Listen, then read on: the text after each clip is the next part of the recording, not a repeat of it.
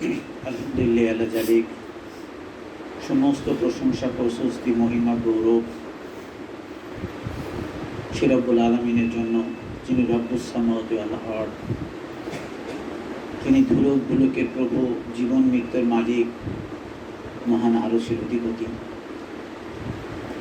যিনি আমাদের জীবন দিয়েছেন, যার ইচ্ছাতে আমাদের ইহকালের জীবন শেষ হবে।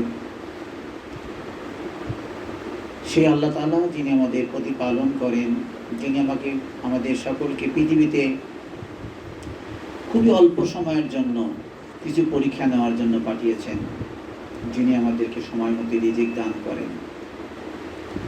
এই জন্যই তো তিনি রব্বুল আলামিন, তিনি প্রতিপালনকারী, যিনি আমাদেরকে ক্ষমা করার জন্য বিশেষ বিশেষ দিন, বিশেষ মুহূর্ত, বিশেষ কিছু আমল দিয়েছেন, যার দ্বারাই আমরা অল্প আমলের বিনিময়ে অধিক আখিরাতের পাতেও সংযোগ করতে পারি।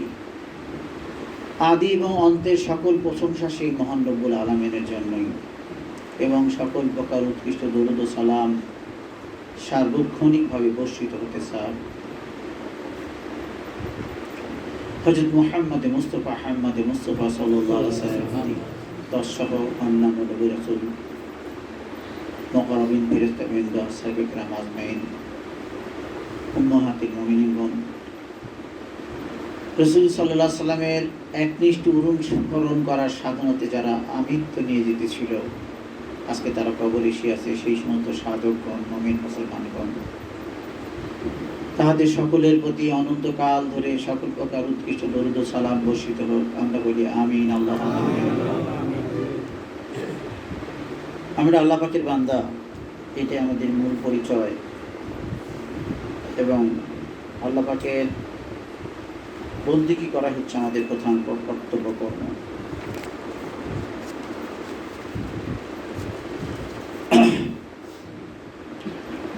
আমরা প্রতি মাসে নিয়মিতভাবে এই জুমার দিন কতিপয় মানুষগুলো ছুটে আসি এখানে। কি জন্য আসি? কারণ আমরা একটি জিনিসের প্রতি বিশ্বাস করি, সেটা হলো মরণ মানি ইন্তেকাল, স্থানান্তরিত হওয়া। ওপারে কবরে এবং হাসরে, অর্থাৎ আল্লাহর কাছে আমাদেরকে হাজিরা দিতেই হবে। ওপারে কিছু সংগ্রহ করার জন্য আমরা চেষ্টা করি, এবং সেই চেষ্টারই একটি অংশ হচ্ছে প্রতি মাসে আমরা এই তরিকতের ইমাম, আখিরি জামানার মুজাদ্দেদ হযরত ইমাম মুজাদ্দেদ আল বাইসানি রাহমাতুল্লাহ আলাইহি বিখ্যাত গ্রন্থ মকতুবা শরীফ থেকে আমরা হেদায়েত পাওয়ার চেষ্টা করি, আখিরাতের নিয়ম কানুন বোঝার চেষ্টা করি। মকতুবা শরীফ এমন একটা গ্রন্থ যা পাঠ করলে ফিকহ হানাফি, অর্থাৎ হানাফি মাযহাবের সকল মাসলা মাসাইলগুলো খুব সহজেই বোধগম্য হবে। পাশাপাশি আল্লাহ পাকের পরিচয় সম্বন্ধে কোরআনের আয়াতগুলো আদি ব্যাখ্যা, সুন্দর ব্যাখ্যাগুলো জানা সম্ভব হবে। কেননা যিনি পূর্ণ, তার কথাও হবে পূর্ণ, নাকি বলেন? তাই না? পূর্ণবানদের কথাও পূর্ণবানই হয়, পূর্ণবানদের ব্যাখ্যা অসাধারণ হয়। আমরা মুক্তবা শরীফ থেকেই প্রতি মাসে আমরা আলোচনা করার চেষ্টা করি, মানে জানার চেষ্টা করি। আমরা জানি প্রকৃত মুমিন যারা, তাদের জন্য দুনিয়া হলো জিহাদের ময়দানের সফরের মতো, জিহাদের সফরের মতো। সফর মানে চলমান সফর। আসলেও আমরা আধ্যাত্মিক সফরই এটা। আমরাও সফর, অনেক দূর চিন্তা করলে এটাও সফর। কী জন্য সফর? আমরা এখানে ছিলামও না, এখানে থাকছিও না, এটা একটা রাস্তার মাঝখান পথ। আমরা জানি যে আমরা সকলে মায়ের পেটে জীবিতই ছিলাম, এটা আমরা স্বীকার করি। কি বলেন, তাই না? নাকি মৃত ছিলেন? জীবিত ছিলেন।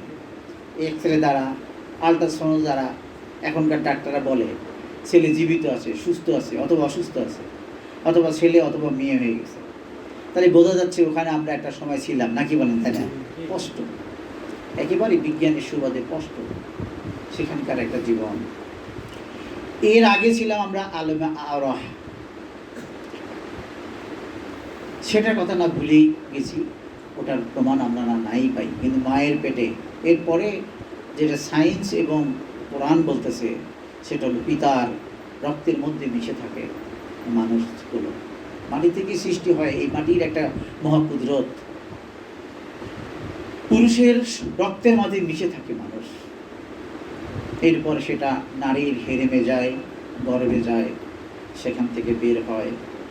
এর বের হওয়ার পরে মাটির পৃথিবীতে তার জন্ম হয়। এই মাটির পৃথিবীটাই আমাদের কাছে অনেক সময় মনে হলেও আসলে এটা কোনো সময়ই না।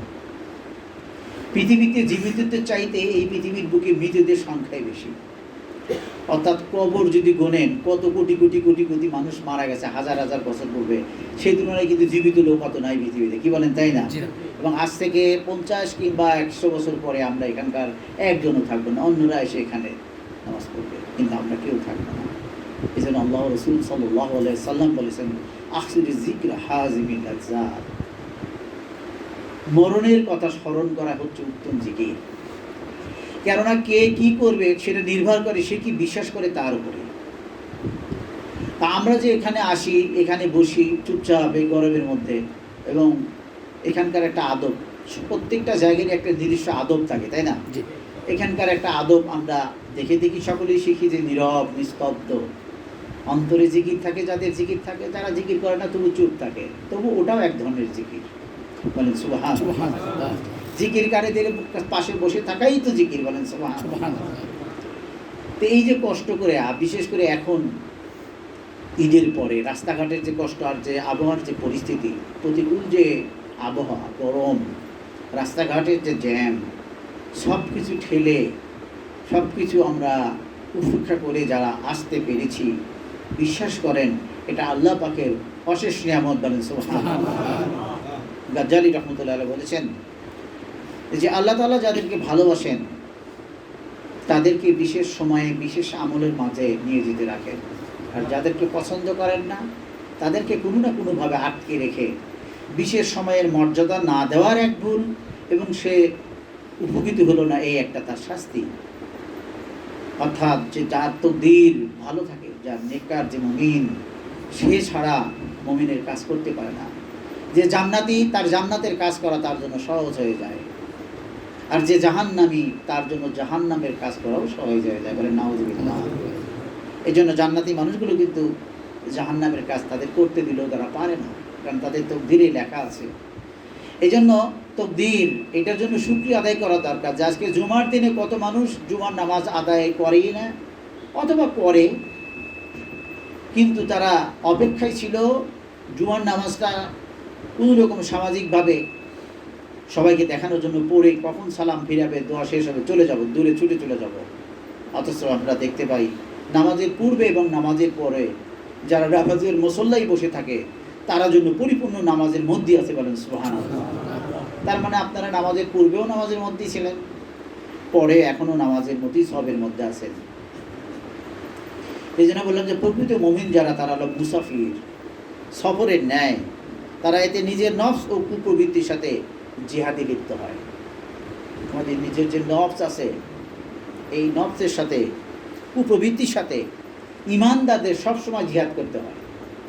কারণ আমাদেরকে শয়তান ডাকে এইদিকে চলো, কিন্তু আমাদের যতই আল্লাহর রহমত থাকে তখন আমাদের বিবেকে সাড়া দেয় না, ওইদিকে গেলে তোমার প্রভু অসন্তুষ্ট হবে, তাই আমরা যাই না, কি বলেন তাই না? তাই জন্য বলতেছি প্রকৃত মুমিন যারা, তাদের দুনিয়া হলো একটা সফরের মতো।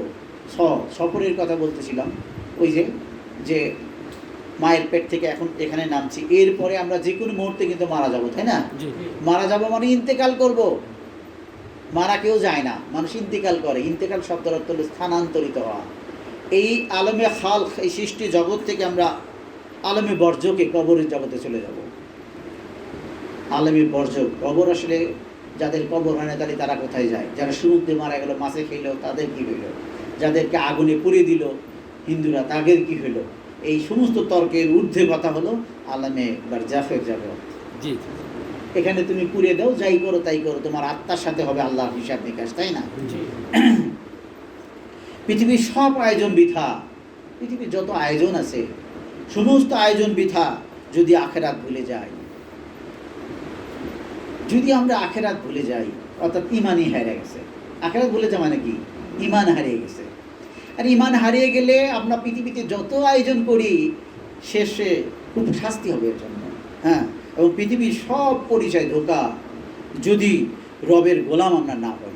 আমাদের যত বড় পরিচয় থাক, এমপি সাহেব, পীর সাহেব, চেয়ারম্যান সাহেব, ধনী সাহেব, চৌধুরী সাহেব, জমিদার সাহেব, সমস্ত প্রয়োজন বৃথা যদি রবের গোলামে অর্জন না করতে পারি, যদি রবের গোলাম না হই, তাহলে দেখবেন যে এই যে ক্ষণিকের পৃথিবী, এই ক্ষণিকের পৃথিবী ছেড়ে আমাদেরকে যেতে হবে যেখানে, সেখানেই এর বিনিময়ে আমাদের পেটন শুরু হবে, শাস্তি শুরু হবে, বিচার শুরু হবে।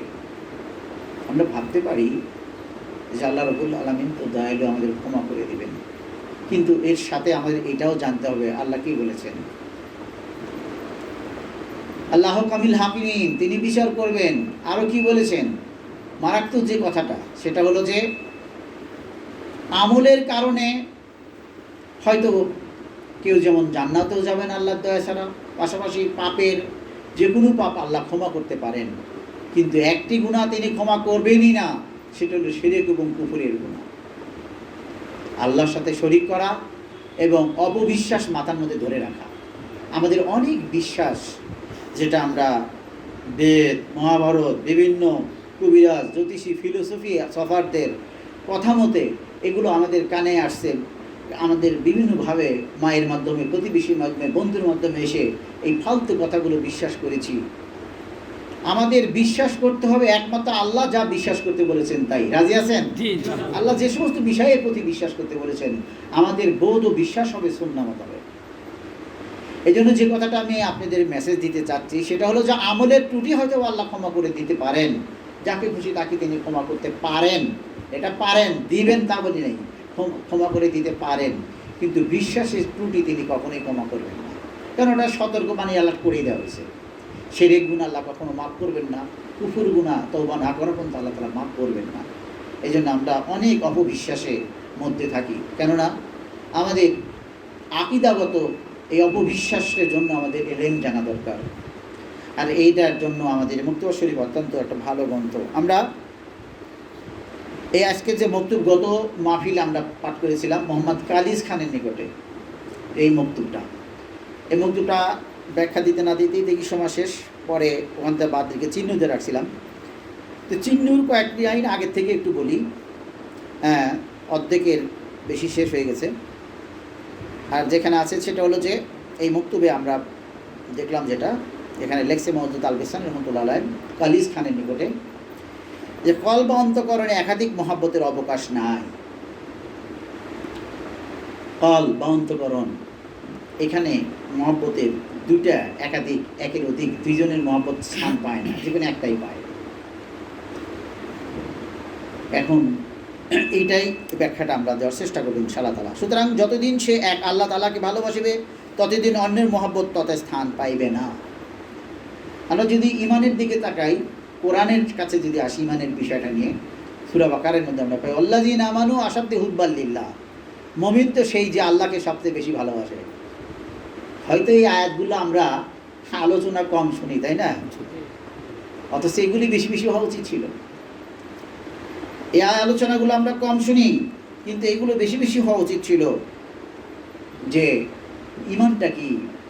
ইমান হচ্ছে, ইমানদার হলো সেই যে আল্লাহকে সবচেয়ে বেশি ভালোবাসে। ভালোবাসা থাকবে, এর একটা পরিমাণ থাকবে। এই ভালোবাসাটা সকলের কাছেই যাবে, সবার জন্যই ভালোবাসা আছে আমাদের অন্তরে, কিন্তু ভালোবাসার পরিমাণটা কাকে বেশি দিতে হবে, এই মাপটা আমাদের জানা দরকার। সবচেয়ে বেশি ভালোবাসা দিতে হবে আল্লাহ তাআলাকে, বলেন সুবহানাল্লাহ। সবচেয়ে বেশি ভালোবাসা দিতে হবে আল্লাহ তাআলাকে। আমরা আজকেও বা প্রতি জুমার খুতবাতেই আমরা একটা আয়াত ছাড়া সানি খুতবা হয় না, শেষের বলা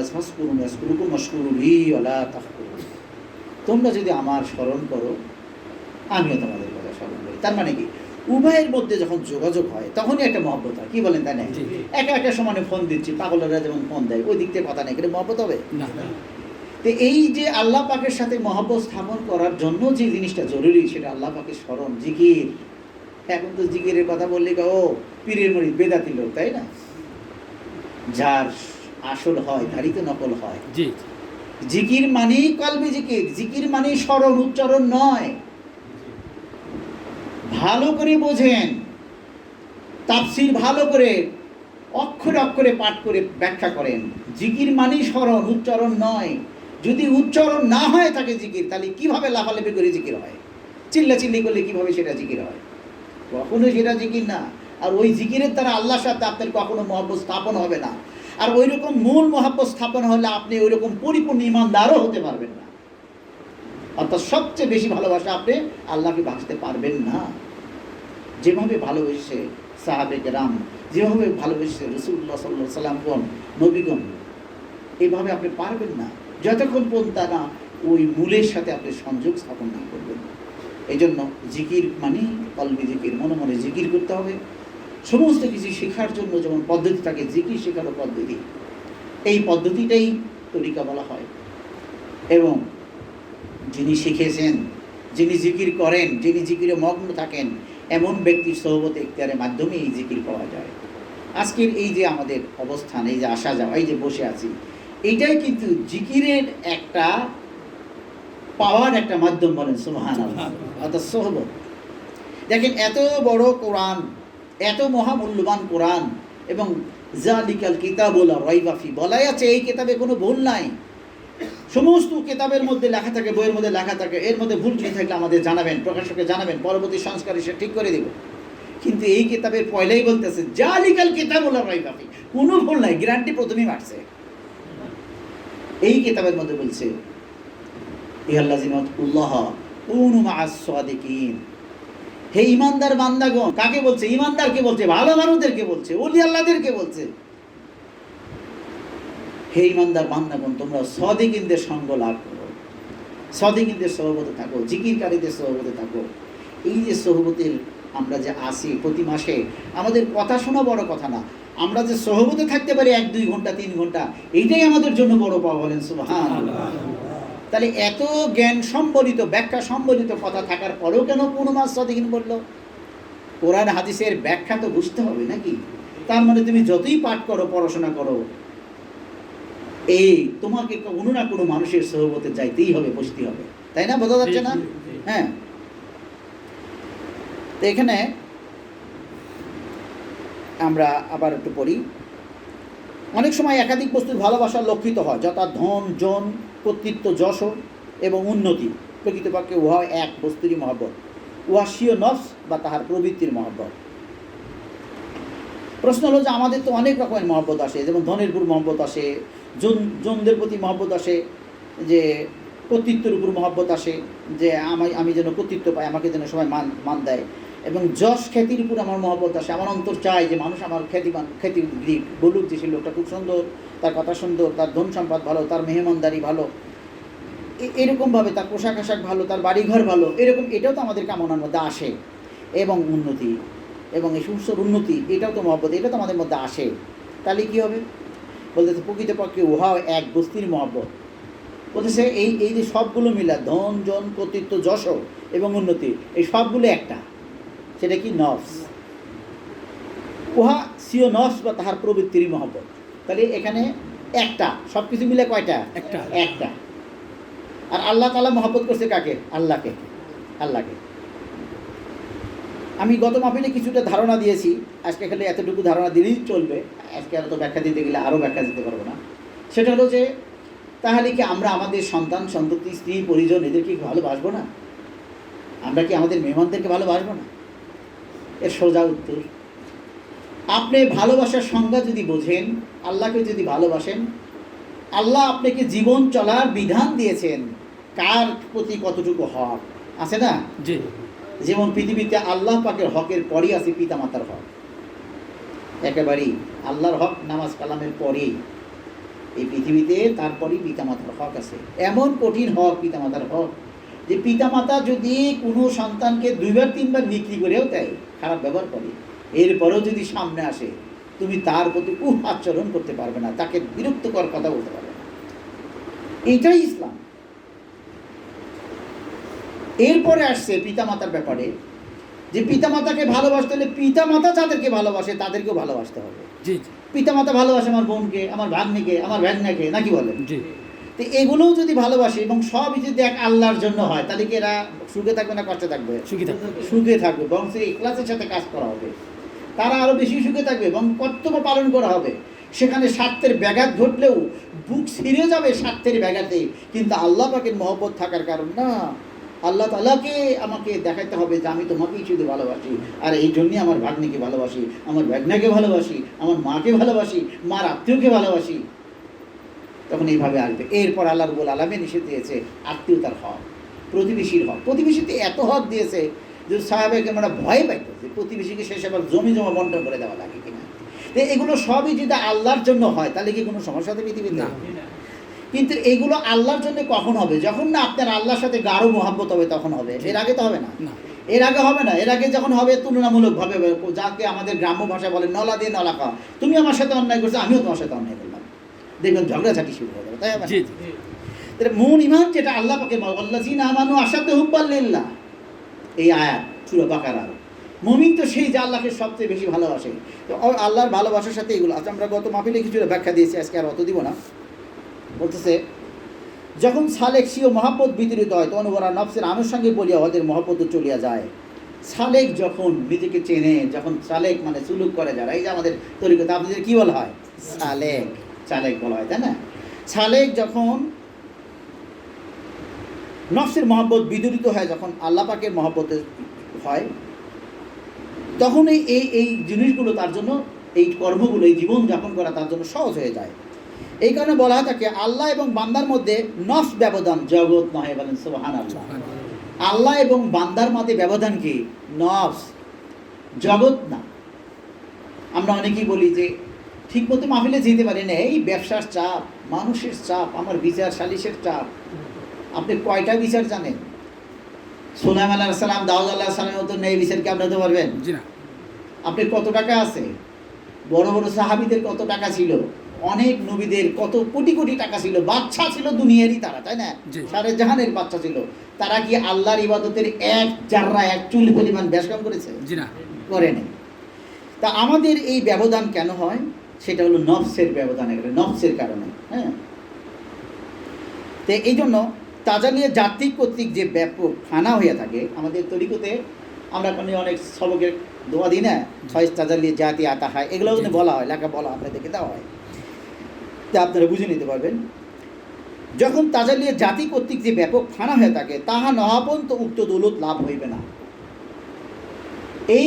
এই দৌলতটা আমরা এমনি কলিগুলি বুঝবেন না, এবং যেটা বুঝবে না, যৌবনের ভাব নাহি বোধে শিশুগণ। শিশুর কাছে, কিশোর ছেলে বালকের কাছে যদি যৌবনের আলোচনা করা হয়, খোকারে তোর জন্য বাংলাদেশের টপ সুন্দরীকে ঠিক করে রেখেছি, তোর সাথে বিয়ে হবে, ওকে কোনো মজা পাবে? অথচ যার বয়স হয়ে গেছে, যৌবনের যন্ত্রণা যার ভিতরে আসে গেছে, রক্তের যে গুণাগুণ, এটা যদি ক্রিয়া যার এসে গেছে, পাগলও যদি হয়, পাগলের যদি বলা হয় পাগল রে তোর জন্য অমুক গ্রামের অমুক মেয়ের বিয়ে, সেটা যদি একটু কালো হয়, শুনবে গল্পটা, শুনবে না? এই জন্য বললাম যৌবনের ভাব নাহি বোধে শিশুগণ। এর আমার এই বক্তব্যের যে আলোচনা, আমাদের যে আলোচনা, এগুলো ইমানদাররাই বুঝবেন, এবং আশা করি আপনারা এইরকম কিছু ইমান অর্জন করছেন বলেই ধীরে ধীরে এই বক্তব্যগুলো সেই পর্যায়ে আসতেছে। বলেন সুবহানাল্লাহ, বলেন আল্লাহু আকবার। আশা করি আপনাদের আমাদের মাধ্যমে ধীরে ধীরে এরকম চলে আসতেছে। আল্লাহ এবং বান্দার মধ্যে নফস ব্যবধান জগৎ নহে, যেহেতু উহা তার প্রকৃত উদ্দেশ্য নহে। একটি হলো উদ্দেশ্য, একটি হলো প্রয়োজন। আমাদের দুনিয়ার ব্যবসা বাণিজ্য, ঘর দুয়ার, এগুলো হলো আমাদের প্রয়োজন, এগুলো উদ্দেশ্য করা যাবে না। কিন্তু আমরা কোনটা প্রয়োজন আর কোনটা উদ্দেশ্য এটা ভুলে গেছি। কোরআনে একটা আল্লাহ বলতেছেন, ওই মানুষ, তোমাদের কিসে আমার থেকে তোমাদের গাফেল করলো? কিসে তোমাদের গাফেল করলো? কেন বোঝো না যে আমার কাছে তোমাদের আসতে হবে? আমার হক যে তোমরা আদায় করতেছো না, আমার হুকুম যে তোমরা মানতেছো না, এই কিসে তোমাদেরকে করলো? আমার কাছ থেকে দূরে নিল। সেই জিনিসটা হলো কি? নফস। এটাও আল্লাহ তাআলার পরীক্ষা। আমি প্রথমেই বলছি, মুমিনগণ হলো মুসাফির, পৃথিবীর মুসাফির। তারা জিহাদের সফরের মুসাফির। যেন জিহাদে যেমন সফর করার সময় তরবারি ঘোড়া বাহুন রেডি, কান সজাগ, কোন দিক থেকে শত্রু আক্রমণ করবে, চারদিক যেন সজাগ, শত্রুর পদধ্বনি শোনার সাথে সাথে অ্যালার্ট। ঠিক সত্যিকারের মুমিনরা হলো সেই রকম মুসাফির।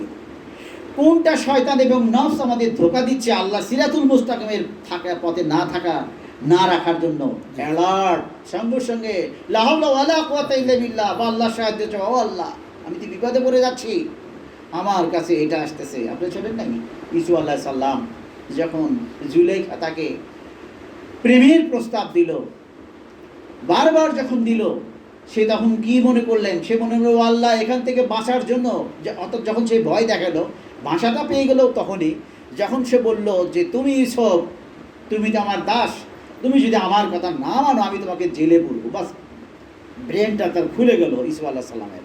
তখন আল্লাহর কাছে বললেন, ও আল্লাহ এখানকার চাইতে আমার জেলই সুন্দর হবে, তুমি আমাকে জেল দাও, তবু এখানকার কারাগার থেকে আমাকে রক্ষা করো। বলেন সুবহানাল্লাহ। দেখেন তারা জেল বেছে নিল, অথচ একটি এত দামি মহিলার প্রণয় প্রস্তাব কিন্তু সে গ্রহণ করলো না, প্রত্যাখ্যান করলো। তাই করলো না? কারণ সে জানে পৃথিবীর জীবনটা হলো অতি অল্প, এখানকার সুখ হলো ধোকার সামগ্রী ছাড়া কিছুই না। এখানকার যতক্ষণ সুখ তার মানে আল্লাহকে ভুলে থাকার একটা লাইন। হ্যাঁ, তো এই জন্য জেল বেছে নিল, কিন্তু পৃথিবীর এই সুখ বেছে নিল না, কারণ সে তার জ্ঞান আছে যে পৃথিবীর জীবন তো স্থায়ী না। তো এই জন্য আমি বলতেছি, আজকেই বলেছি, প্রায় বলি থাকি আমি, যে কে কি করবে সেটা নির্ভর করে সে কি বিশ্বাস করে তার উপরে। কথা কি বোঝানো গেল? এখন কে কি করবে, এই যে এখানে কেন গরমের মধ্যে বসে থাকবো, কেন ওখানে খানকায় অজপাড়া গ্রামে যাবো, এটা তো কে কি বিশ্বাস করে তার উপরে। যে বিশ্বাস করবে যে জুমার দিন তো এমনিতেও জুমার নামাজে পায়ে হেঁটে যায় আর গাড়িতে যায়, যত দূরে যাবো তত সব, এবং জুমার নামাজ পড়লে সব বেশি, এবং জুমার নামাজের পরে বসে থাকে, আখিরাতের কথা শুনলে বহু নেকি হবে, আমাদের গুনাহ খাতা মাফ হয়ে যাবে, জান্নাতে আমরা বড় অট্টালিকা পাবো, এই বিশ্বাস থাকলে না তার এখানে আরাম লাগবে নাকি? এই বিশ্বাস যার জাগ্রত থাকে না সে কি এখানে বসে শান্তি পাবেন না? কখনোই শান্তি পাবেন না। এই জন্য বলেছি কে কি করবে সেটা নির্ভর করে সে কি বিশ্বাস করে তার উপরে। মোজাফিসিন হয়তো তাজালিয়া জাতি কর্তৃক যে ব্যাপক ফানা হয়ে থাকে তা না হওয়া পর্যন্ত উক্ত দৌলত সে লাভ করতে পারবে না। সূর্যরাজ সমুজ্জ্বল প্রভায় সমুদিত না হওয়া পর্যন্ত যেরূপ তমর্ষের পূর্ণ বিনাশ আশা করা যায় না, ইহাও তদ্রূপ। অন্ধকার রাত্রিতে যতক্ষণ পর্যন্ত সূর্য না ওঠে ততক্ষণ পর্যন্ত কি পূর্ণ অন্ধকার শেষ করা সম্ভব? অন্ধকার রাত্রিতে যতক্ষণ পর্যন্ত সূর্য না উঠবে, সূর্যরাজ যতক্ষণ না উঠবে ততক্ষণ পর্যন্ত যেমন পুরো অন্ধকার বিনাশ করা শেষ হবে না, একেবারে অন্ধকার শেষ হবে না, ঠিক ইহাও আশা করাও তাই। এটাও আমাদের তাই, যতক্ষণ পর্যন্ত এটা হাসিল না হবে, তাদের জাতি কর্তৃক যে ফানাজ পর্যন্ত হাসিল না হবে ততক্ষণ পর্যন্ত আমরা এই ইমানের ওই অলিগুলিগুলো আমরা বুঝতে পারব। পৃথিবীর অনেকগুলো মানচিত্র ঠিকানা জানা আর সেটা ভ্রমণ করাকে এক। মানচিত্র জানলাম, ঠিকানা জানলাম, কিন্তু ভ্রমণ করা কি এক হলো? দেখা কি মজা পাওয়া যাবো? তাই আমাদেরও তাই, আমরা অনেকেই এমনি এমনি কাগজের সবক দিয়া মানচিত্র জানে মাত্র, কিন্তু কিছুই বোঝে না। কারণ হলো যে যার কাছ থেকে এগুলো নেয় সে নিজেও বোঝে না, আর এমনি এমনি আসলে। এবং শুধু তাই না যে আমরা কোরআন হাদিস সারাদিন পাঠ করি, পড়াশোনা করি, কিন্তু আমরা আখেরাতের চিন্তা চেতনা আমাদের আসে না। সারাদিন কোরআন শরীফ পড়ে কোনো লাভ হয় না। এই জন্য বলছে এই কোরআনও মানুষকে, এই কোরআন পড়েই মানুষ গোমরা হবে। আছে না কথার কথা? কোরআনের মধ্যে লেখা আছে কোরআন পড়েই মানুষ গোমরা হবে, আবার কোরআন পড়েই মানুষ জ্ঞানমান হবে। এই জন্য কোরআন শুধু কোরআনের মধ্যে পড়লে হবে না, হকিকতে কোরআন নিয়ে আমাদেরকে এভাবে কোরআন তেলাওয়াত করতে হবে, পড়তে হবে। এই মহব্বতের জাতি অর্জনকারীর নিকট মাহবুব বা প্রিয় ব্যক্তির ইষ্টদান ও কষ্টদান সমতুল্য হইয়া থাকে, তখনই ইখলাস লাভ হয়। যখন আমরা এইরকম ফানাতে মহব্বতের জাতি অর্জন করব, এরকম যখন আসবে, অর্জনকারীর নিকট মাহবুব বা প্রিয় ব্যক্তি, প্রিয় কি আমরা এতক্ষণ আলোচনা করছি আল্লাহ, নাকি বলেন? তাই না? তখন আল্লাহর তরফ থেকে আমাদের যে পরীক্ষা আসে, অর্থাৎ আল্লাহ আমাদেরকে যে কষ্ট দেয় এবং সুখ দেয়, এটা আমাদের কাছে ওই রকম পর্যায়ে যখন যাবেন তখন সমান মনে হবে। বলেন সুবহানাল্লাহ। কীভাবে সমান মনে হবে? ছোট এগুলো উদাহরণ দেওয়া যায় না, তবু চেষ্টা করতেছি। যে আমরা জানি রোদ্রের ভিতরে ধান কাটা বা ধান গাড়া বা ভারী বোঝা বহন করা খুবই কষ্টের কাজ, কি তাই বলেন না? কিন্তু আমরা যে কাজটা করি, আমরা যখন জানি যে এই কষ্ট কাজ, এই গন্তব্যে এই বোঝাটা নিয়ে যাওয়ার পরই আমার হাতে যে অর্থকড়ি দিবে, যে টাকা দিবে, এইটা আমি বাজারে যে ইচ্ছা মতো খরচ করি, আমি পরিবারের জন্য হাট বাজার করতে পারবো, নিজেও ভালোভাবে খাইতে পারবো, আমার একটা টাকা আসতেছে, এই বিশ্বাস যখন জাগ্রত হয় বা এই তো পায়ও, তখন ওর কষ্টের মধ্যে একটা সুখ পায় না বলেন? কষ্টের মধ্যে একটা শক্তি পায়, তাই না? যে কষ্ট তো কষ্ট, কষ্ট না করলে তো আমি সারাদিন শেষে তো মজুরি পাচ্ছি না। ঠিক আল্লাহ রাব্বুল আলামিনের এই বান্দারা যখন তাজাল্লির জাতি এই ফানা মাকাম যখন হয়ে যায়, এমন ব্যক্তিগণকে যখন আল্লাহ পরীক্ষা করেন, এই পরীক্ষার যে কষ্ট, সে তখন শান্তি পেতে থাকে। কেননা সে জানে এই রোগ, এই শোক, এই অভাব, এই অনটন, এই বিচ্যুতি, এর কারণে আল্লাহ রাব্বুল আলামিন, আমি যখন এটা সহ্য করতেছি, ধৈর্য ধরতেছি, তখন আমি ইহতেসাব পেয়ে যাব। বলেন সুবহানাল্লাহ। অর্থাৎ অসম্ভব একটা পুরস্কারকে বলা হয় ইহতেসাব। আল্লাহ যেন আমাদের সকলকে ইহতেসাব দান করেন, বলেন আমিন। এই ইহতেসাব পাওয়ার আশায় তার হয়, এবং সে তখন যে কাজগুলো করে, বিশুদ্ধতা, ইখলাস, শরীয়তের মৌলিক যেটা, সেটা নিলামাল আমালু বিন্নিয়াত। বিশুদ্ধ নিয়ত ছাড়া কোনো কিছুই কি কবুল হবে না, কিছুই কবুল হবে না।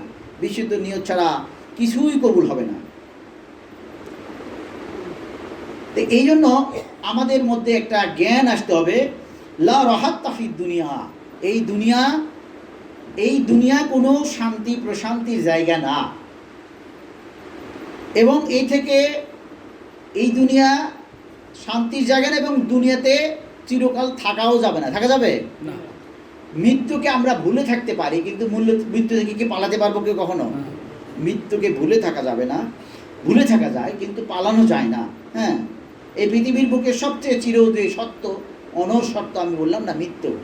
তাহলে এইটা যদি বিশ্বাস জাগ্রত থাকে, মৃত্যু মানে মৃত্যু না, স্থানান্তরিত, এক জায়গা থেকে আর এক স্থানে যাওয়া, বংশ, এই জগতের হিসাব নিকাশ সেখানে দেওয়া, এই বিশ্বাস থাকলে তখন তার জীবনযাপন হবে অন্যরকম, তাই না? এবং তার আমল হবে তখন অন্যরকম, ইখলাসের সাথে। এই যে এখন এই উদাহরণটা দিচ্ছি, আমরা কোরবানি দিচ্ছি, বিগত দিনে কোরবানি হয়ে গেলে আমরা দান খরচ করতেছি, ইখলাস, এই যেখানে ইখলাস। শরীয়তে বলতেছে যে কোরবানির মাংস, হাড্ডি, চামড়া, রক্ত কিছুই ওঠে না, ওঠে শুধু তোমাদের নিয়াত, ইখলাস, তাই না?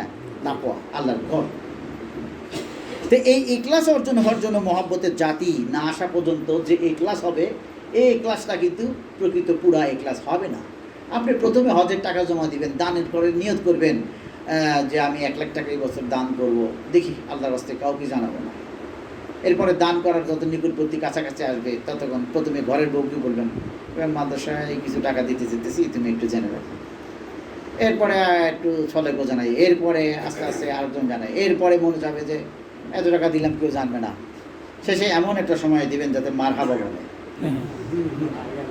আপনি হজে যাবেন এরকম নিয়ত করেছেন, না আমি আল্লাহর রাস্তায় হজে যাবো, আমার হজ ফরজ হয়েছে, কিন্তু ধীরে ধীরে হজের সময় যখন চলে আসবে, তখন নানান রকমের যুক্তি আসবে, একটু এটা বলে এরকম, এরপরে আস্তে আস্তে সব জানায় ফেলবেন। আবার অত হজ করে আসলেও আপনার ভিতরে একটা জানে ইয়া হবে যে আমি হজ করে আসলাম, অত আমাকে সম্মান করবে না, এটা কেমন কথা হবে? এই ক্লাস থাকবে না। কিন্তু আপনি তো এই ক্লাস আল্লাহর জন্য হজ করেছেন, মাপ পাওয়ার জন্য। কেউ সম্মান দিলে কি না দিলে কি, সম্মান না দিলে আপনার কষ্ট হয় কেন? তার মানে তো আপনার এই ক্লাস ছিল না, তার মানে আপনার এই ক্লাস ছিল না। অনেক ব্যাখ্যা আমাদের বক্তব্য সামনে আছে আরও। এই জন্য বলতেছে, এই আমি যেটা হাইলাইট করতে চাচ্ছি আজকে, যে আমরা যতই এই ক্লাসের কথা বলি, আমরা বলি বিশুদ্ধ নিয়ত ভাই, সই নিয়ত করি ভাই। আরে ভাই, সই নিয়ত করি ভাই, মুখ যা করি সই নিয়ত হবে? সই নিয়তের স্থান তো অন্তর। জি, তো অন্তরে তো আপনি বাসা বেঁধে আছে আর একজন। আর শয়তানু জাসিমুন আলা কালিবনে আদম ফাইজা জাকরাল্লাহু খানাসা ওয়াইজা গাফালা ওয়াসাসা। বনি আদমের কলবে শয়তান হাঁটু উড়ে বসে থাকে। কলব যদি জিকির করে শয়তান পালায়, কলব যদি জিকির না করে শয়তান বসে কুমন্ত্রণা দেয়। আপনি মুখে কলিয়ার হয়ে গেল বিশুদ্ধ নিয়ত, কী করে হবে? আপনি তাহাজ্জুদ পড়েন, এটা অত্যন্ত বড় একটি নামাজ, নফলের মধ্যে একটা আল্লাহ পছন্দনীয় নামাজ, কিন্তু আপনি জুমান এটা প্রকাশ না করে শান্তি পান না। এই তোমার চোখ লালের, আমি তাহাজ্জুদ করি তো না, হইল ইখলাস। ফরজের ভিত যেমন জামাতে আদায় করা, ফরজের ভিত কি? জামাতে আদায় করা। নফলের ভিত হলো গোপন। একটা বিল্ডিংয়ের ভিত না থাকলে বিল্ডিং থাকে না। একটা উদাহরণ দেওয়া যেতে পারে, কোনো এক তাবি সম্ভবত, যে একদিন এশার নামাজ সে তার বন্ধুর সাথে গল্প করতে করতে বিভিন্ন একটা ইয়াতে সে জীবন ভরা এশার নামাজ সে জামাতের সাথেই সে পড়ে, কিন্তু ওই দিন তার মিস হয়ে গেছে, ওই মুহূর্তে মিস হয়ে গেছে, কিন্তু সে জামাত ছাড়া সে পড়বে না। এই জন্য সে দূরে অন্য অন্য কোথায় খুঁজতেছে, কারা নামাজ পড়েনি বা কোন মসজিদে নামাজ হয় নাই, সেখানে সে খুঁজছে, খোঁজার পরে পায় নাই। তখন ঘরে এসে সে, যেহেতু জামাতে নামাজ পড়ার 27 গুণ সব বেশি হয়, এই কারণে সে 27 বার ওই ঈশান নামাজ পড়ছে। কয়বার পড়ছে? 27 বার।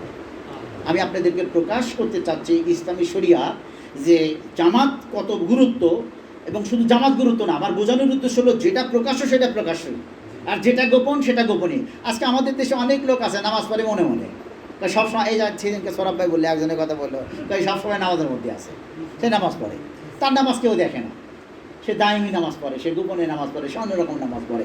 আমি এটার উপরেই কথাটা মাথার মধ্যে জেনে ঢুকলো, কথাটা পড়ছিলাম, মনে আসতেছিল। এখন সে কয়বার নামাজ পড়ছে? কয়বার? 27 বার। কী জন্য পড়ছে? সে 27 গুণ সব বেশি যেহেতু পাওয়া যায়, আজকে আমার যেহেতু লস হয়ে গেল, তাই 27 গুণ সব পাওয়ার জন্য সে 27 বার ঈশান নামাজ পড়ছে। ফরজ নামাজ 4 রাকাত নামাজই কয়বার করে পড়ছে? 27 বার।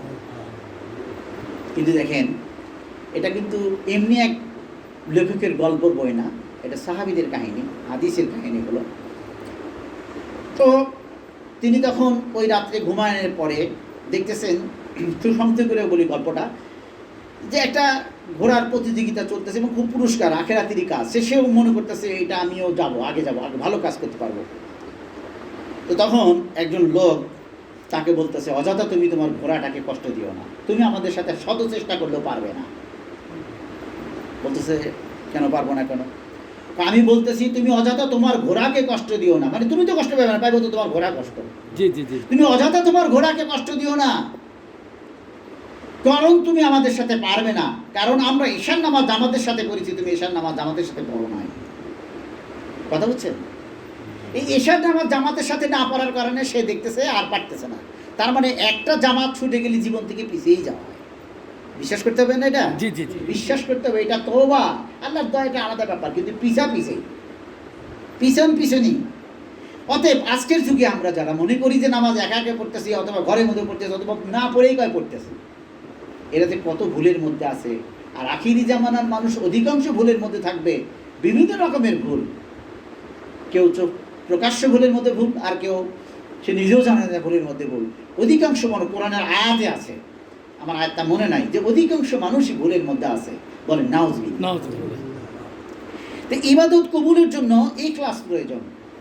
ইখলাস ছাড়া ইবাদত হবেই না, সরাসরি কথা। আখলিস দীনাকা ইয়াফিকাল আমালুল কালিল, সাবধান হও, নাজাতের জন্য তোমাদের জন্য অল্প আমলই যথেষ্ট, কিন্তু বিশুদ্ধ। বিশুদ্ধ মানে কি? যেটা শুধু আল্লাহর জন্য করা হয়, এটা হলো বিশুদ্ধ। কিন্তু তার সাথে যদি লোক দেখানো থাকে, তাহলে কি সেটা বিশুদ্ধ হলো? সেটা বিশুদ্ধ হলো না। তো এই বিশুদ্ধর জন্য যে ইখলাসের দরকার, এই ইখলাসের জন্য তাজাল্লির জাতি অর্জন, কলবে শয়তান দূর না করা পর্যন্ত আপনার এই ইখলাস হবে না। আপনি পারবেন না। আমার শাইখ উদাহরণ দিয়েছে এইভাবে, যে তোমাদের একটি গাড়ি যেটা তেল দ্বারায় চলে, এটা রাস্তায় তেল ফুরে গেছে, কিন্তু তোমার গন্তব্যস্থান অনেক দূর, কিন্তু তেল ফুরে গেছে, তুমি ঠেলে অনেক দূর নিয়ে যাবে। এক সময় তোমার নিজের জীবন বাঁচানোর জন্য, গন্তব্যে যাওয়ার জন্য গাড়িটাই ফেলে রেখে তুমি একাই চলে যাবে, তাই যাবেন না? কারণ আপনার রাস্তা ধরুন মরুভূমিতে 100-150 কিলোমিটার রাস্তা, আপনি 30 কিলোমিটার যাওয়ার পরে তেল ফুরে গেছে, কিন্তু আপনি ওখানে যেতে হবে, তখন কিন্তু আপনি গাড়ির মায়া করবেন না। এরকম ঘটনা আমারই আছে। আমি একদিন গাড়ি রেখে এক জায়গায় চলে গেছিলাম, গাড়ি বন্ধ।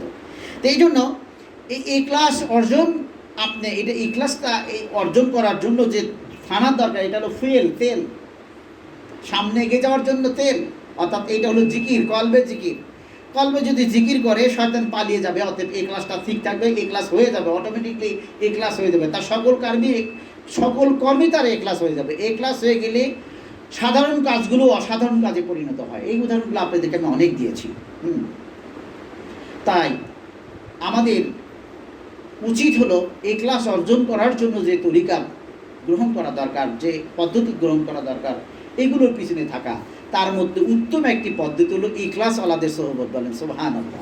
এই জন্য বলা হয়, এত কোরআন শরীফ পড়ার পরেও বলে দিল, কুনু মাআস সাদিকিন, তোমরা সাদিকিনদের সঙ্গ লাভ করো, তাই না? হ্যাঁ, আমরা যদি মুক্তবাস শরীফের আর একটি কথা আছে, নিজের আকাঙ্ক্ষিত বস্তুর আকর্ষণ মিথ্যা মাবুদ ছাড়া আর কিছু নয়। আমাদের আকাঙ্ক্ষিত বস্তুর পিছনে আমরা যে ছুটি, এটাও একটা মিথ্যা মাবুদ। আমরা যদি বলি লা ইলাহা ইল্লাল্লাহ, আল্লাহ ছাড়া কোনো মাবুদ নাই, কিন্তু আমাদের আকাঙ্ক্ষাটাই আমাদের মাবুদ। তো এই যে আকাঙ্ক্ষা, আমাদের আকাঙ্ক্ষা হওয়া শুধু কোনটা? আল্লাহ। আর দেখেন আমার তরিকাটা কত দামি তরিকা। আমাদের তরিকা প্রথম সালে কি যে দেওয়াটা দেওয়া হয়, ইয়া এলাহি মকসুদ মেরা তুহি রে যায় তেরি মুস্কু রহমত মোহাম্মত মারেফত নসিবাত, তাই দেওয়া হয় নাকি?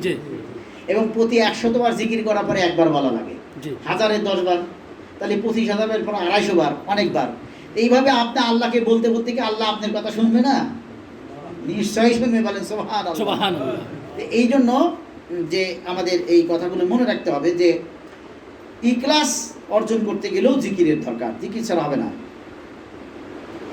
যারা শুধু এই পৃথিবীতেই ভালো থাকার জন্যই তাদের সমস্ত শ্রম ব্যয় করে, সময় ব্যয় করে এই পৃথিবীতে ভালো থাকার জন্য, আমরা অনেক মানুষই আছে, আমাদের মধ্যেও আমরা আছি, বা আমরা এরকম হয়ে যায় অনেক সময়, বা আমরা এখানে যারা আছি তারা হয়তো না, কিন্তু অনেক মানুষই এরকম আছেন যারা শুধু এই পৃথিবীতে ভালো থাকার জন্য তাদের সময় ও শ্রম ব্যয় করে, তাদের সমস্ত শ্রম এবং তাদের সমস্ত সময় ব্যয় করে কিসের জন্য?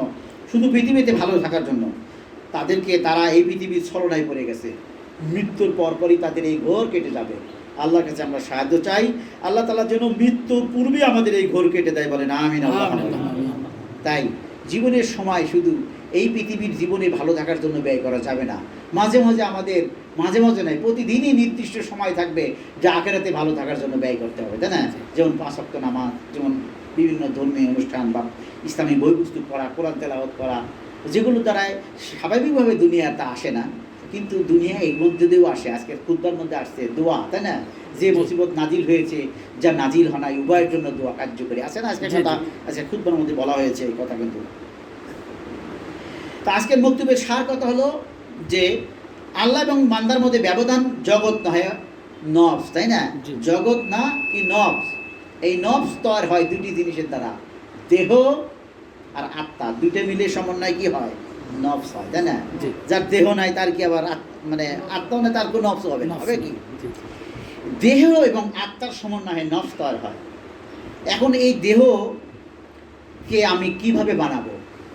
নফসের কারখানা বানাবো নাকি নফস আমি রাখবো না, সেটাও আমাকে নির্ভর করতে হবে, তাই না? আমার নিয়তের উপরে আসবে, এটা চিন্তার উপরে আসবে।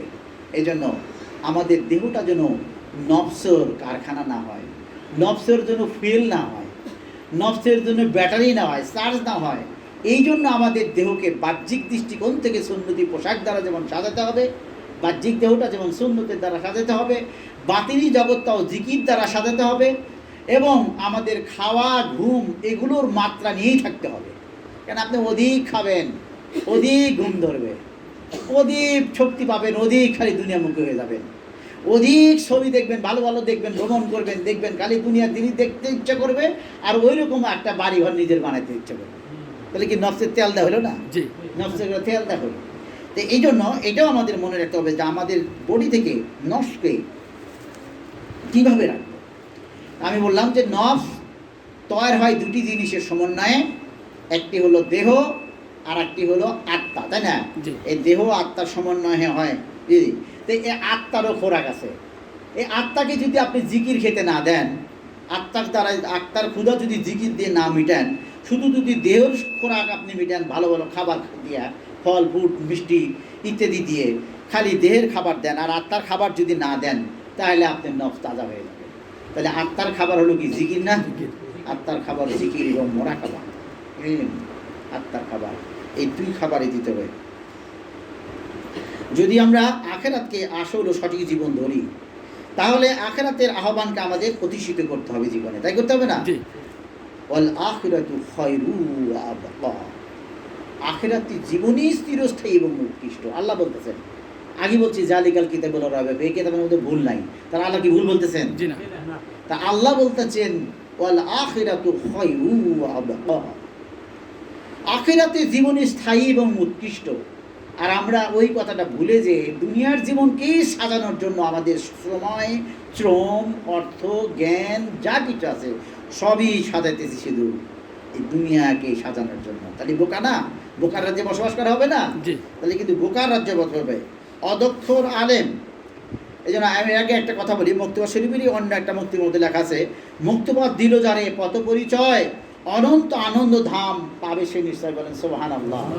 এই মুক্তবাদ শরীফের ব্যাখ্যা, মুক্তবাদ শরীফ থেকে যারা ফেকা শিখবো, দিন শিখবো, হেদায়েত শিখবো, হ্যাঁ, একজন কবি বলতেছে যে মুক্তবাদ দিল যারে পথ পরিচয়, অনন্ত আনন্দ ধাম, অর্থাৎ জান্নাত, চিরস্থায়ী সুখস্থান কোনটা? জান্নাত। জান্নাতে গেলেই একমাত্র আমাদের সমস্ত চাহিদা ফুরে যাবে, দুশ্চিন্তা বন্ধ হয়ে যাবে, তাই না? এবং যা চাবো আমরা তাই পাবো সেখানে, এবং শান্তি হবে। অদক্ষ আলেম অথবা ওলামায়ে সুদের কাজই হলো সাইড টপিক দিয়ে সাধারণ মানুষদেরকে ব্যস্ত করে রাখে। আজকের যে অদক্ষ বা আলেম অথবা ওলামায়ে সু যারা, তারা কি করেন? তারা সাইড টপিক, অর্থাৎ মূল টপিক আখেরাতেই, আখেরাতের উদ্দেশ্য নিয়েই একটা মাহফিল জোড়া দেয়, কিন্তু সেখানে আলোচনা হয় সাইড টপিক নিয়ে, রাজনীতি, সমাজনীতি ইত্যাদি ইত্যাদি। এইগুলো এটা কি কাদের কাজ? ওলামায়ে সুদের কাজ, অদক্ষ আলেমদের কাজ, যারা দক্ষ না, পূর্ণ না। এই জন্য বলছে পূর্ণবান ছাড়া তাদের কাছে যেও না। এবং শুধু তাই নয়, পূর্ণবান হতে বলেছে, কোরআনের মধ্যে আছে ওয়াদখুলু ফিস সিলমি কাফা, তোমরা পূর্ণরূপে ইসলামে দাখিল হও। এই পূর্ণরূপে ইসলামে দাখিল হতে গেলে আমাদের শরীরে যেমন সুন্নাত জাগাইতে হবে, আত্মার মধ্যেও তো সুন্নাত জাগাইতে হবে, তাই না? আল্লাহ রসুল কি কখনো জিকির বিহীন থাকছে? না। তিনি নিজেই বলছেন, আমি ঘুমাই কিন্তু আমার কল ঘুমায় না, বলেন সুবহানাল্লাহ। তাহলে এই কথাটা তো আমাদেরও জানা দরকার, শেখা দরকার, শেখা অন্তত চেষ্টা তো করা দরকার, যে কিভাবে বেঁচে থাকলে আমি ঘুমাবো অথচ আমার কল ঘুমাবে না। তিনি বলছে আমি ঘুমাই, আমার কল ঘুমায় না। তে আমি যেটা বললাম যে ওলামায়ে সুদের কাজই হচ্ছে সাইড টপিকে সাধারণ মানুষকে ব্যস্ত রাখতেছে। হ্যাঁ, রুহানিয়াত শূন্য রাজনীতি করে, জাতীয়তাবাদ করে, ক্ষমতা দখল করে কি হবে? কিছুই তো হবে না। আজকে দেখেন অধিকাংশ আলোচনার মধ্যে বড় বড় আলেম যারা, যাদের কাছে মানুষ বেশি যাচ্ছে, যাদের কাছে যাচ্ছে মানুষ, তারা কি নিয়ে আলোচনা করতেছে? আখিরাত নিয়ে বেশি আলোচনা করে না দুনিয়া নিয়ে আলোচনা করে? এবং তারা সাইড টপিক, তারা সাইডের মধ্যে পড়ে আছে, তারা রাষ্ট্র কায়েমের মধ্যে সময় ব্যয় করতেছে। রাষ্ট্র কায়েম করতে করতে, এই রাষ্ট্র কায়েমের কথা বলতে বলতে তুমি নিজেই যে মারা যাবে, তোমার রাষ্ট্র কোথায় যাবে তখন? আমার কথাটা ওয়েট আছে, চিন্তা করে দেখবেন। অদক্ষ ওলামায়ে সুদের কাজই হচ্ছে সাইড টপিক নিয়ে আলোচনা করে সাধারণ মানুষকে ব্যস্ত রাখতেছে। আর সাধারণ মানুষও দুনিয়াদার, যে যেটা ভালোবাসে। এবং আমি এর ইতিপূর্বে আর একটা কথা প্রায় বলি, যে আমাদের আলেমদের মধ্যে, বর্তমান যুগে আলেমদের মধ্যে আমাদের প্রতি মায়া নেই যে মায়া ছিল রাসূল সাল্লাল্লাহু আলাইহি সাল্লামের, তাই না? তার মায়া ছিল না? শিহাবলি উম্মতি ছিলে, সেই উম্মতের জন্য কত কষ্ট করেছে দিন প্রসার করার জন্য। সে তাকে সমাজচ্যুত করে দিয়েছে, তার সাথে লেনদেন বন্ধ করে দিয়েছে, তাকে কত লোভ দেখিয়েছে, কিন্তু এগুলো সে শোনে নাই। সে শুধু আমাদের উম্মতের চিন্তা করে সে সত্য জাহির করে যাওয়ার চেষ্টা করেই গেছে, তাই কি বলেন? হ্যাঁ,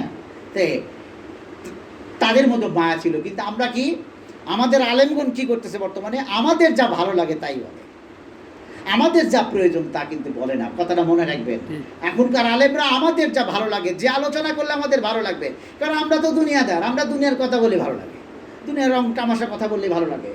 হ্যাঁ, আর সেটা বলতেছে, আমরা সময় পার করে দিচ্ছি।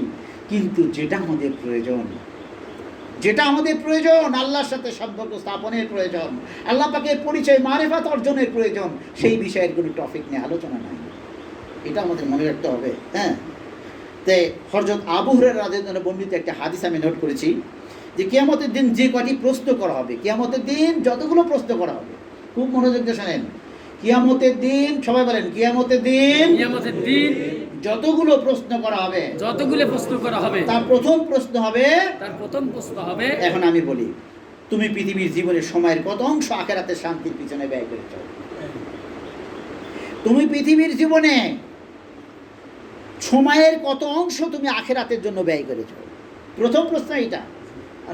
আমরা চিন্তা করি দেখি, আমরা আখিরাতের জন্য কি সময় কোথাও দিই? আর কোথাও দিতে গেলে এই জগতে যে অবস্থা হয়ে গেছে, ওখানে কি লোক হয়? লোকই হয় না, তাহলে ওখানে হক কি আছে? হক যাচাই করার মাপকাঠি করে ফেলেছে লোক। এটা কিন্তু ভুল ব্যাখ্যা। বলছে কোরআনের আয়াত একটা ইয়ে আছে, এক ব্যক্তি ওমরের জামানাতে, এক সাহাবী দোয়া করতেছে, ও আল্লাহ, তুমি আমাকে অল্প সংখ্যক লোকদের অন্তর্ভুক্ত করো, অল্প সংখ্যক লোকদের অন্তর্ভুক্ত করো।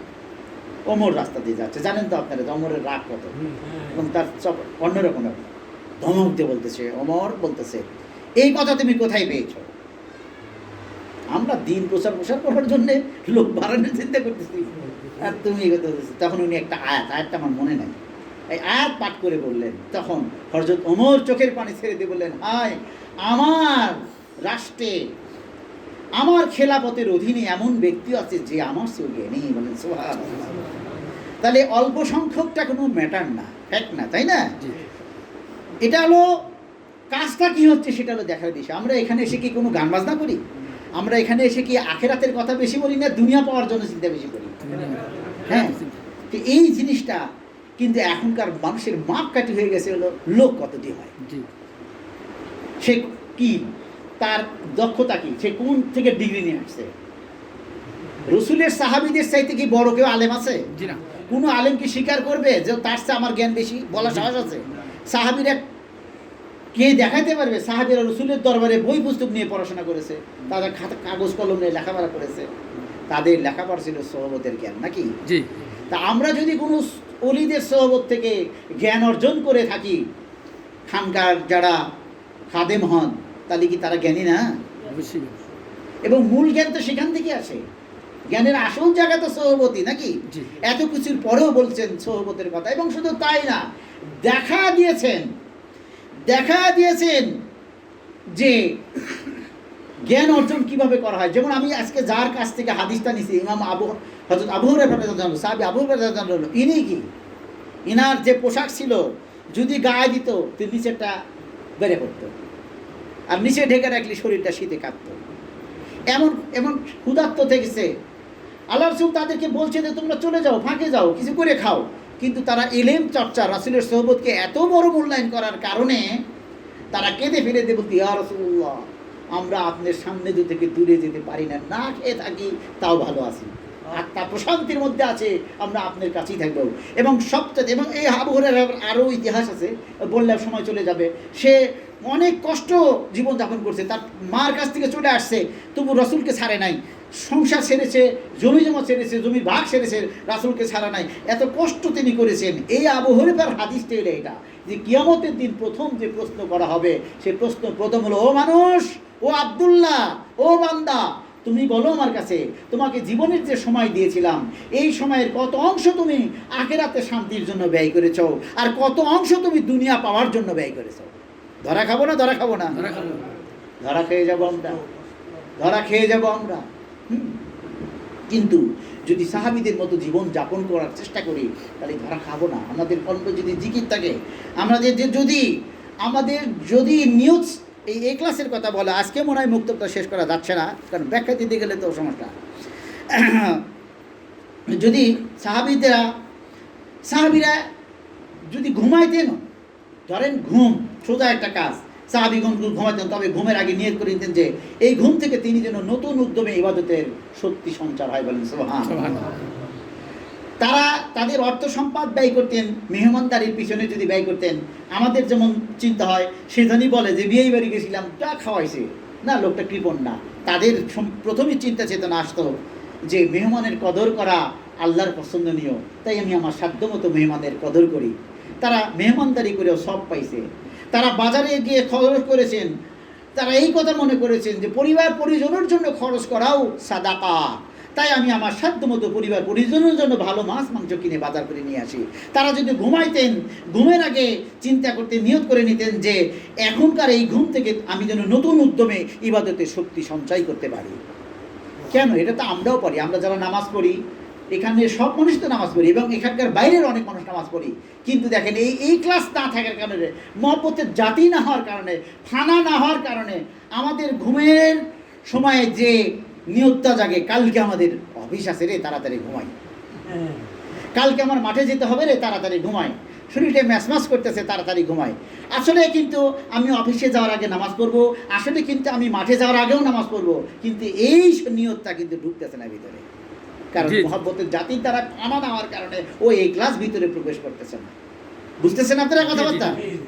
তো এই ক্লাস সাহাবে কেরামদের মতো যদি আমরা এটা অর্জন করতে পারি, এলেম অর্জন করতে পারি। এলেম দুই প্রকার, তাবলিগের কিতাব সবচেয়ে বেশি পাঠ করা হয়। তাবলিগের কিতাবদের মধ্যে লেখা আছে ইলম দুই প্রকার, ইলমে জাহের, ইলমে বাতেন। ওই কিতাবের মধ্যে লেখা আছে যাহা জাহিরে থাকে, যে ইলম কথা বলা যায় ওটা তাহার বিরুদ্ধে কিয়ামত দিন সাক্ষী দিবে, আর যেটা বাতিনি ইলম উহাই তাহার পক্ষে থাকবে এবং উহাই তার উপকারী ইলম। আল ইলমু নাফিউ।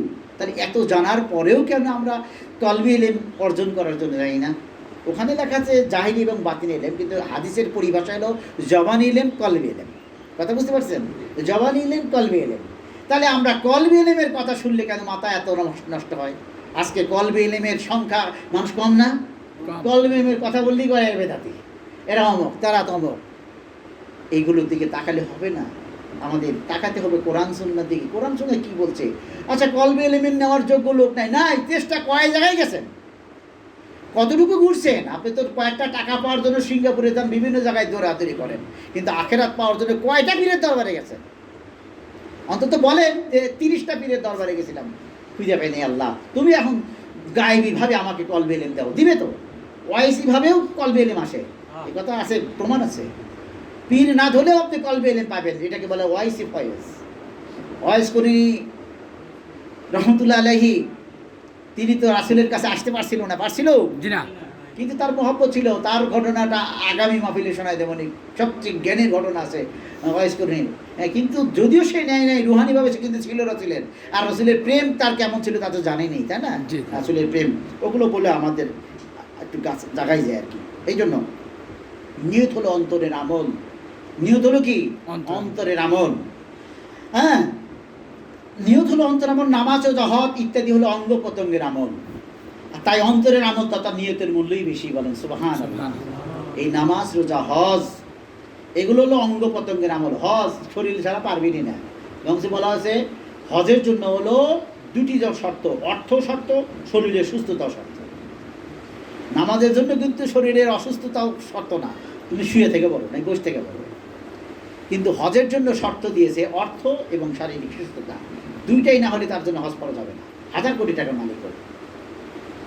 কিন্তু এইগুলো হলো অঙ্গ প্রত্যঙ্গের আমল। আর অন্তরের আমল হলো নিয়ত। এই নিয়ত অন্তরের আমলের মূল্য বেশি। এই জন্য বলা হয়েছে আল ইলমু নাফিউ, কলবে এলেম, এই এলেমের দামই বেশি। বলেন সুবহানাল্লাহ।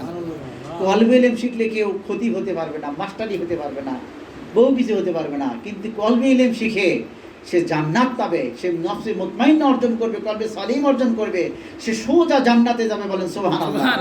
কিন্তু জাহিরি এলেম অর্জন করে চাকরি পাওয়া যায় না? চাকরি পাওয়া যায়, সম্মান পাওয়া যায়, অনেক কিছু পাওয়া যায়। কিন্তু কলবে এলেম, সত্যিকারের কলবে এলেম যারা অর্জন করবে তারা কিছুই পাবে না। আমরা কি সত্যিকারের কলবে এলেম অর্জন করতে রাজি আছি না নাই? আমাদের রাজি থাকা উচিত। তারপরে আল্লাহ যদি ইচ্ছা করে সম্মান দেয়, দিবে, সেটা তার ব্যাপার। কিন্তু সম্মানের নিয়ত করলে পৃথিবীর অন্যান্য এলেম সম্মান চাইলে ভালো পাওয়া যায়। যেমন কোনো ছাত্র যদি চিন্তা করে আমি বড় হয়ে ডাক্তার হব, আমি এত টাকা ইনকাম করব, হ্যাঁ, আমার প্রতিবেশী সে ডাক্তার, 1000 টাকা সে কামাই করতেছে, সে আরও ওই নিয়ত করার কারণে, দুনিয়ার চিন্তা করার কারণে আরও ভালো পড়াশোনা করে সে ভালো ডাক্তার হতে পারে, সম্ভব। কিন্তু আখেরাতের বিষয়টা ভিন্ন। আখেরাতের বিষয়ে যদি শুধু এতটুকু নিয়ত থাকে যে আমি বড় ওলি আল্লাহ হবো, আমার একটা মাজার হবে, মানুষ আসবে, শেষ, তার সব শেষ, সব শেষ। আখেরাতটা শুধু আল্লাহর জন্য হতে হবে, লিল্লাহিয়াত, শুধু আল্লাহর জন্যই হইতে হবে। এই ক্লাস অর্জনে এরকম হতে চাই। তাই এই জিনিসগুলো আমি যেমন আগে একটা বার বললাম যে যৌবনের ভাব নাহি বোধে শিশুগণ, তাই বললাম নাকি? এই উচ্চমানের কথা আসলে মুমিন ছাড়া এটা বোধগম্য সবারই হবে না। যাদের বোধগম্য হচ্ছে বুঝবেন যে আমাদের মধ্যে কিছু ইমানও আল্লাহ দয়া করে দিয়েছি। বলেন সুবহানাল্লাহ। আর যাদের ভালো লাগতেছে না, আল্লাহ কাছে সাহায্য চান যে কেন এত সুন্দর কথা ভালো লাগে না, আখেরাতের বিষয় ভালো লাগে না। কারণ আখেরাতের বিষয়টা মারা গেছে, মরাজার গাছে যেমন পানি দিলেও আর কাজ হচ্ছে না। কিন্তু যাদের একটু জীবন আছে তারা আমার এই মাহফিলে থাকলে তাজা হয়ে যাবে, দেখবেন যে ফল ফুল ধরে যাবে। বলেন ইনশাআল্লাহ। হ্যাঁ, তো এই জন্য ওই একটা উদাহরণের সাথে আর একটা কথা বলা যেতে, যে মুরগি খেয়ে যদি মুরগি খায়, হ্যাঁ, মনে করেন যে কোনো জিনিস যদি, কোনো সিংহ যদি মুরগি খায়, এর মধ্যে কি অপরাধ জাগ্রত হবে? না। সিংহ যদি মুরগি খায় ফেলে, অন্যের মুরগি, সিংহ, বনের সিংহ এসে আমাদের খানকার বিষ্টু মুরগি খায় ফেলছে, ও কি কোনো সময় অনুশোচনা করবো না যে খানকার মুরগি যা, এখানকার সব কিছুই হলো সব আল্লাহর রাস্তায় লিল্লাহিয়া, এখানকার গাছ গাছারা সব কিছুই দিনের পথে ব্যয় হয়, তাই তো হয় নাকি? এটা আমি মিথ্যা বলতেছি না। এখন সিংহ যদি এটা খেয়ে ফেলে ওর কি কোনো অনুশোচনা হবে? ওর কোনো অনুশোচনা হবে না। হ্যাঁ, এবং অন্যের ক্ষেতের ফসল যদি কোনো ছাগলে খায় তারও কি কোনো অনুশোচনা হবে না? তারও কোনো অনুশোচনা হবে না। অথবা আমাদের ছাগল আর সিংহ হয়ে লাভ নেই, আমাদের মানুষ হতে হবে, নাকি বলেন? অনুশোচনা জাগবে না কাদের? এরকম ইমান জাগানিয়া মাহফিলও জাগবে না কাদের? যারা সিংহ বা ছাগলের মতো। এই জন্য মানুষ কিন্তু মানুষ হয় মানুষের সোহবতে, তাই আছে না? মানুষ হইতে হয়, মানুষ হলো হওয়ার বিষয়। পশু পাখি হয়ে জন্মে, পশু পাখি হয়েই মরে, কিন্তু মানুষে জন্মে। সমস্ত মানুষ ইমানের ফিতরত নিয়ে জন্মে, কিন্তু পরিবেশের প্রভাবে সে কিন্তু পশু হয়ে ইন্তেকাল করেন। বলে না, আমরা মানুষ হয়ে জন্মেছি, মানুষ হয়ে ইন্তেকাল করতে চাই। সবাই বলে না আমিন। তাই পানির গভীরে যাওয়ার জন্য যেমন সাঁতার শেখার প্রয়োজন, পানির গভীরে যাওয়ার জন্য সাঁতার শেখার প্রয়োজন আছে না?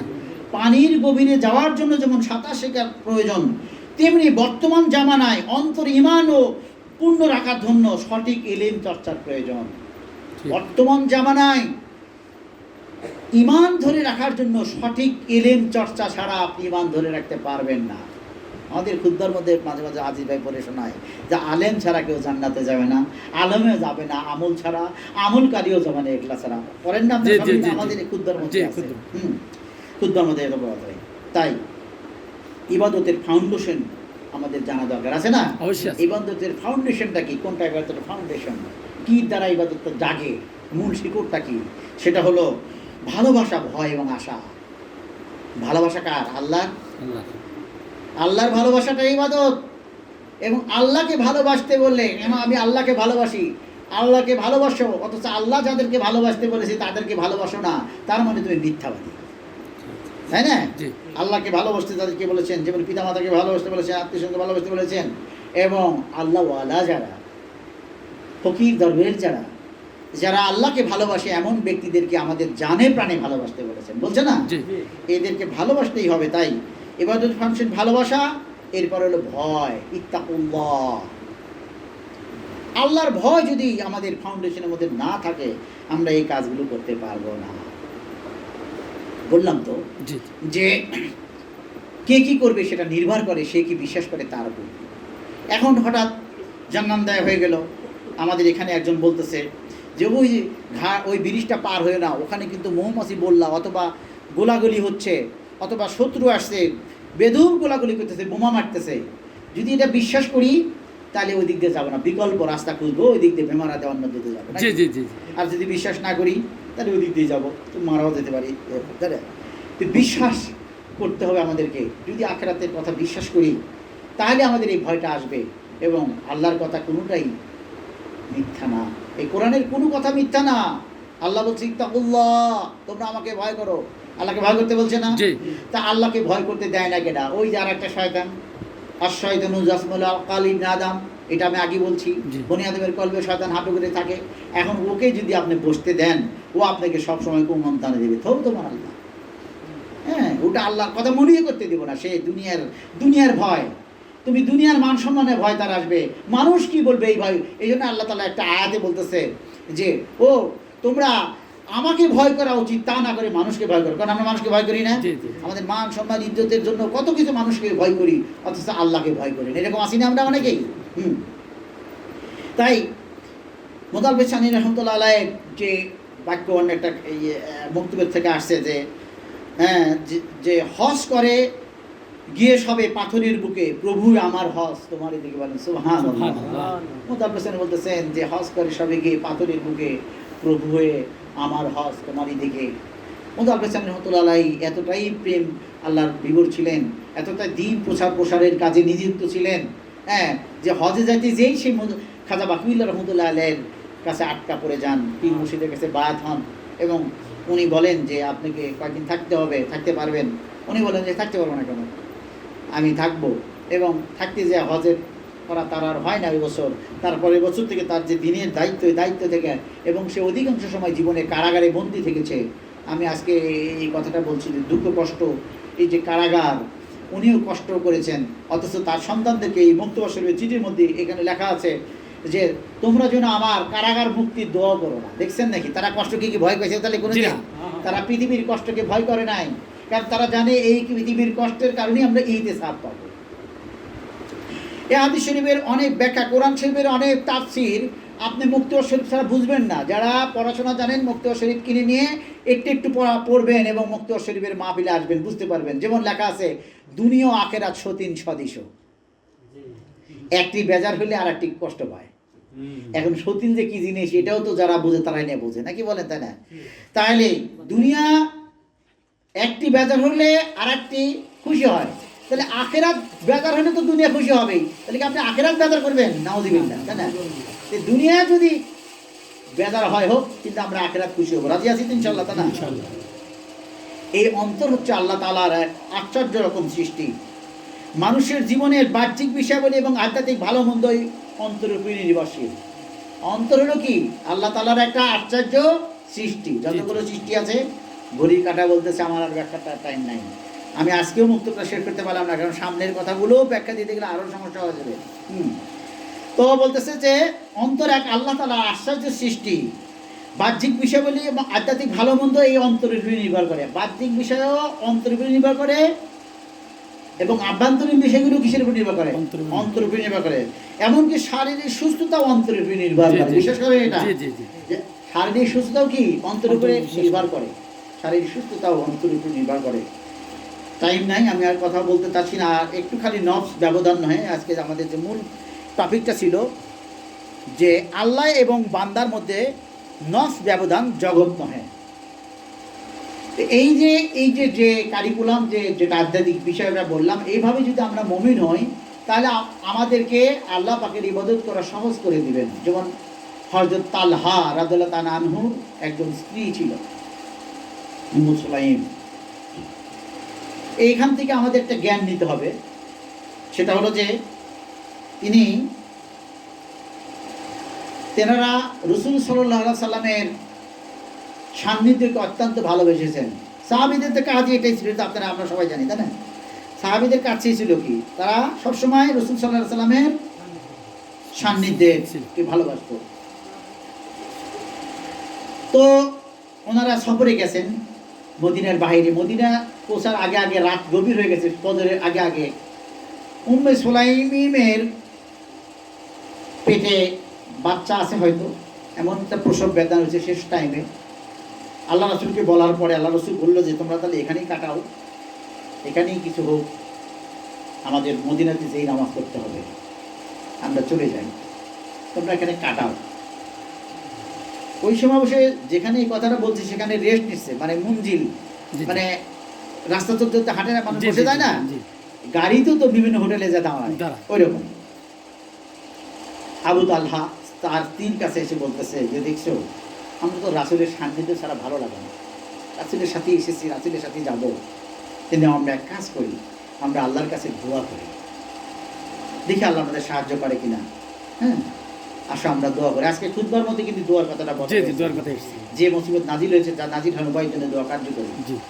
তখন ওনারা বলে, হে আল্লাহ, হে প্রতিপালক, তুমি তো জানো আমরা আমাদের ভালো লাগে তোমার রাসূলের সঙ্গে বের হতে যখন তিনি বের হন, এবং আমাদের ভালো লাগে রাসূলের সঙ্গেই মদিনায় যেতে যখন তিনি মদিনায় প্রবেশ করেন। তুমি তো জানো